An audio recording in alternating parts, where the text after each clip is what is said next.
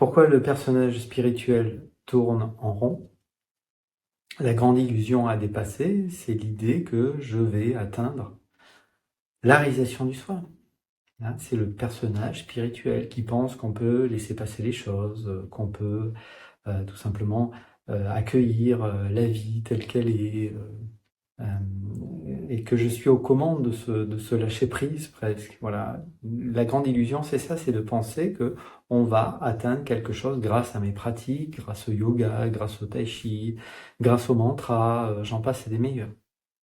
Et donc je suis pas en train de critiquer quoi que ce soit, puisqu'on pourrait dire que, pour le dire ainsi, avant la réalisation du soi, tout a sa place et qu'il faut passer par là où on doit passer. Mais c'est pour ça que c'est trop simple et que ça ne peut pas être entendu mentalement.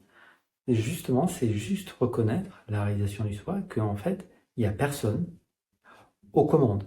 Donc il y a un corps, bien sûr, mais qui est aux commandes de son corps? On peut faire de son mieux, on peut essayer de le protéger. Le corps est un miracle, de toute manière, donc il faut le protéger. Mais on est obligé de constater qu'on ne contrôle pas les choses. Il y a une récupération mentale de ce qui se passe ou de ce qui ne se passe pas. Donc le mental, vivant par paire d'opposés, eh bien, va vouloir atteindre certaines choses et puis rejeter d'autres choses. Voilà. Et donc la réalisation du soi, c'est quand on se rend compte qu'il n'y a pas d'agissant, qu'il n'y a personne. Voilà. Donc ça, c'est dur, on ne veut pas l'entendre. Euh, Personne ne veut pas dire que il y a personne ne veut pas dire qu'il n'y a pas une présence et que cette pleine présence n'a pas justement un discernement. Il peut y avoir un élan, une disponibilité pour un mouvement ou une immobilité, on pourrait le dire comme ça. Et donc tout a sa place puisque, eh bien, avant la réalisation du soi, il faut aller jusqu'au bout de l'expérience, on pourrait le dire comme ça. Il faudrait aller jusqu'au bout de l'expérience de se rendre compte qu'on est devant un mur, qu'en réalité, on ne contrôle pas et qu'on n'atteindra jamais la réalisation du soi. Donc la personnalité est un agrégat de pensées, d'émotions, de croyances, et ça, faut que ça soit reconnu. Voilà. C'est-à-dire que je disais comme ça avant, je disais, on n'a pas besoin de porter ses connaissances, par exemple, pour manger une pizza avec ses amis. Et donc, c'est très difficile d'être une personne, parce que la personne, c'est une séparation. Donc il faut que je défende ma personnalité, il faut que je défende mes points de vue, et c'est très simple d'être une présence. Et encore une fois, il y a une disponibilité, c'est une extrême disponibilité, la réalisation du soi. Il y a une extrême disponibilité parce qu'il n'y a rien d'autre à vivre que maintenant. Donc bien sûr, à niveau mental, les choses ne semblent pas toujours OK ou optimales, mais c'est ce qu'il y a à vivre. Et donc quand il n'y a plus du tout de résistance, ben oui, il n'y a plus d'état émotionnel. Et donc maintenant, et la disponibilité à maintenant, ben c'est des textures qui se vivent. Donc c'est même pas je lâche prise et je vis la présence que je suis déjà. Ça c'est encore le personnage qui essaye de revenir, quoi. Non, c'est juste reconnaître cet instant où on se rend compte que c'est comme ça. Voilà pourquoi certaines sadhanas, d'ailleurs, s'arrêtent très brutalement du jour au lendemain, même des sadhanas très intensives. Parce que en conscience, on percute que il n'y a rien d'autre que maintenant et que l'idée qu'on va atteindre quelque chose, ah non. Alors, beaucoup d'êtres, effectivement, sont plutôt dans une fuite dans une forme de spiritualité, des fois bienveillante, hein, il n'y a pas de problème, authentique, on pourrait le dire comme ça, mais enfin, des fois, faire du yoga, faire du tai chi, faire de la méditation, c'est bien, mais ça m'amène pas à libérer des contractions énergétiques, hein, ce qu'on appelle des émotions. Et donc la personnalité, naturellement, euh, enfin, ces émotions non résolues structurent des croyances inconscientes, je le présente comme ça souvent, et ces croyances inconscientes créent une histoire ou des préférences, plus ou moins inconscientes, plus ou moins conscientisées si vous préférez. Donc il faut peut-être à un moment donné, c'est pour ça que je prône le fait de passer par ce qu'on appelle le corps, même si ce travail d'investigation nous amène à se rendre compte que plus on va vouloir focaliser sur l'émotion, plus vous voulez être avec la sensation, et plus ça dézoome, plus il y a de l'espace autour de la sensation. C'est-à-dire que vraiment, par l'investigation directe, on se rend compte à un moment donné que l'émotion n'est pas localisé dans l'espace, que plus vous essayez de plonger dedans, et plus en réalité vous vous rendez compte que rien n'est localisé. Voilà. Et c'est de l'expérience, hein, je ne suis pas en train de vulgariser de la physique quantique, je sais pas quoi. C'est vraiment ça, c'est-à-dire que c'est pareil, d'où émergent les pensées. Plus vous allez essayer essayer d'identifier d'où émergent les pensées, et moins vous allez trouver où c'est. Donc cette simple reconnaissance est libre, elle est simple, elle est directe, et elle est pas réellement possible si on garde encore des colères, des tristesses, des rages, des injustices, des humiliations. Ça, c'est le propre du personnage. Voilà. Donc là, on retombe, et ça a sa place, sur, par exemple, l'énéagramme, qui va très bien expliquer la vie du mental et sa dynamique. Voilà pourquoi c'est un point de départ. Ça peut être très intéressant de bien connaître, et bien effectivement, que même si je le vis plus, même si j'ai l'impression de regarder le passé, ben oui, il y a quand même des émotions qui ont été vécues. Et parfois, c'est ce qu'on voit en rendez-vous, quand on fait des petites causeries comme ça, c'est disponible si vous le souhaitez, ou pas d'ailleurs, hein. C'est OK, parce qu'à un moment donné, justement, c'est ça le problème. C'est qu'au lieu de se mettre cette simple reconnaissance que tout est déjà maintenant et qu'il n'y a rien d'autre, ben, je préfère faire un petit satsang, un petit je suis à l'ashram, je suis machin. C'est bien, hein, faut le faire. Mais à un moment donné, il s'agit d'essayer de se rencontrer soi-même. Et il ne faudrait pas que toutes les pratiques finissent par me détourner de ce que je suis. Et tous les courants spirituels, même si je suis loin d'être un spécialiste, semblent prôner le fait que bah, grâce à mes efforts, grâce à mes mantras, grâce au fait que je suis une bonne personne, et quant à faire, je fais des bonnes actions, et ben grâce à tout ça, je vais atteindre la libération. Mais ça n'existe pas. C'est-à-dire qu'il n'y a pas une personne, il n'y a pas Erika en tant qu'identité séparée de 28 ans qui va atteindre la réalisation du soi. Non, Erika va juste reconnaître que, en tant qu'Erika, elle n'existe pas. Qu'Erika est une histoire, et qu'en plus, elle n'a même pas choisi son prénom, ça commence mal.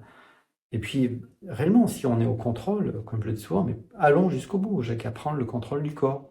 Alors, je prends 10 centimètres de plus, et puis je me fais pousser les cheveux, et puis je suis plus intelligent, puis je vais parler couramment plusieurs langues, ça va m'aider aussi. Voilà, allons-y, si je contrôle, bah, j'ai qu'à dominer tout ce qui se passe.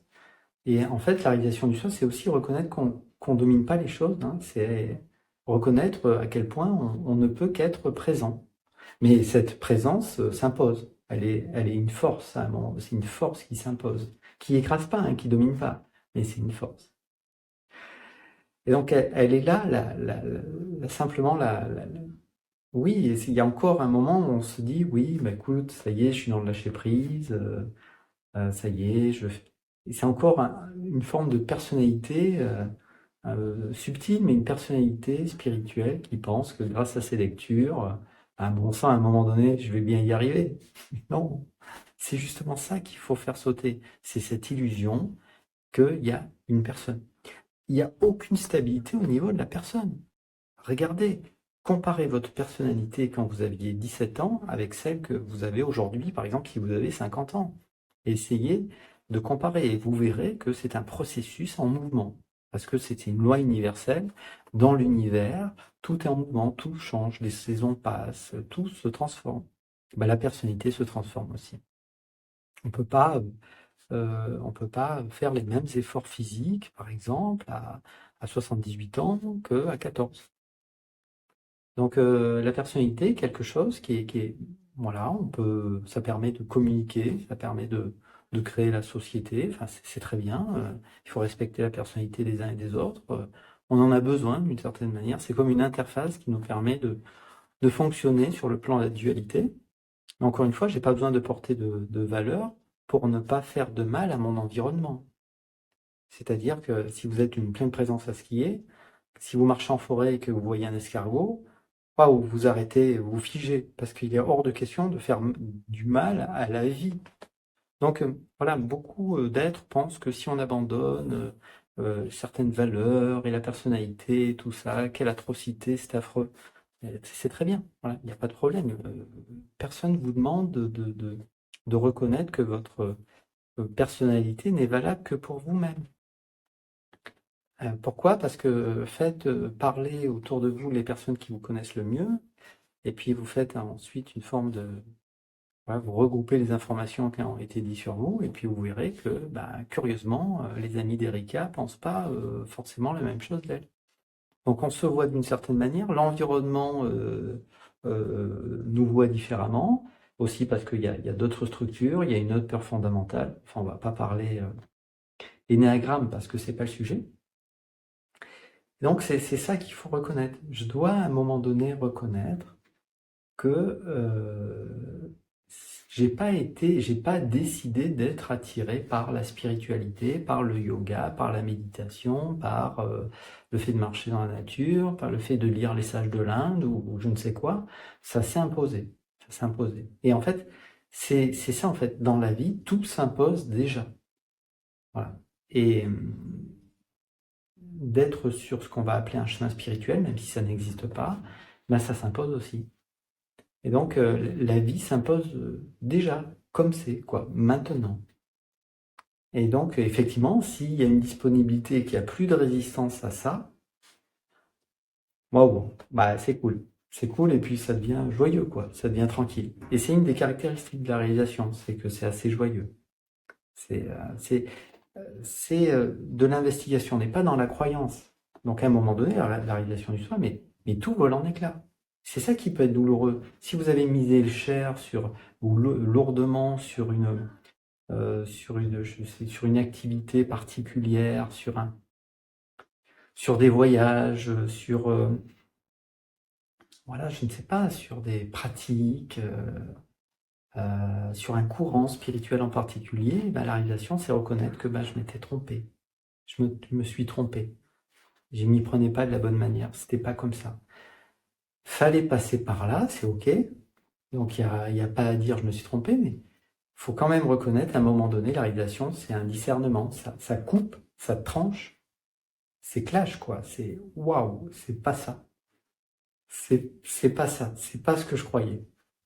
Et donc, c'est jamais évident pour l'ego de reconnaître que, oui. Puis, donc, il n'y a pas d'évolution. Voilà. Donc ça, le personnage spirituel il n'en veut pas. Parce qu'il veut évoluer quant à faire. Et donc, il n'y a pas d'évolution. Et il n'y a pas de libération. Voilà, l'illumination, tout ça, c'est du vocabulaire, quoi. Non, c'est pas comme ça. C'est maintenant, quoi. C'est juste vivre ce qu'il y a à vivre maintenant. Et ça, c'est simple. Et ça vous rend pas important dans le monde. Et vous n'êtes pas drapé de lumière blanche qui vous suivent derrière vous, quoi. C'est pas ça. Et ça, c'est très direct. Et si on va pas voir l'émotionnel, c'est pas disponible, c'est pas possible. Et quand je dis aller voir l'émotionnel, je dis pas l'étiquetage mental, hein. La peur, la colère, l'angoisse, la frustration. C'est beau, mais c'est de la poésie, ça. C'est-à-dire que on parle vraiment de quelque chose d'organique. C'est-à-dire c'est une disponibilité permanente à tout un tas de sensations qui pourraient apparaître. Et comme à un moment donné, il y a une pleine présence à ce qui est, ça circule, quoi. Vous gardez jamais rien. Vous gardez pas d'histoire. Et vous êtes disponible et vous savez jamais rien, mais c'est pas grave. C'est pas grave, c'est bien vécu, quoi. Voilà, c'est tout. C'est ça. Mais on choisit pas le moment où ça arrive. Parce que si on choisissait le moment où ça arrive, ça serait la personnalité qui se dit, ah, t'as vu, j'ai bien fait, hein. J'ai bien médité et costaud, hein. C'est grâce à moi, hein. Allez, j'ai bossé dur, hein, pour la réalisation du sol. Mais non, c'est pas ça. Donc, dans l'absolu, il y a besoin d'aucune pratique, même si souvent, faut une grande disponibilité, hein, à ce qui se présente, hein, au ressenti, voilà, au ressenti. L'écoute, quoi, le goût de maintenant. Voilà. Peu importe comment vous voulez appeler ça. Voilà. Alors si vous voulez, on peut regarder ça sur un petit rendez-vous, hein, de toute façon c'est des participations libres. Parce que ça devrait être disponible, quoi. Ça devait être disponible parce que voilà. Alors peux pas forcément vous parler en profondeur. Je connais un petit peu, parce que j'ai lu 2-3 bouquins, parce que comme tout le monde, mais je suis loin d'être un très grand spécialiste de la spiritualité, parce qu'elle est basée sur le fait que je vais atteindre quelque chose. Et non. Voilà. Peut-être. À bientôt. Au revoir.